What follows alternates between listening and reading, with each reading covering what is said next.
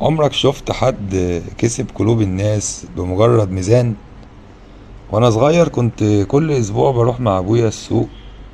كنت دايما الاحظ ان في دكان بلدي كده قديم وبسيط، بس الناس كلها عليه طابور ووشوشهم فرحانة، واللي جنبه فاضي مفيش زباين.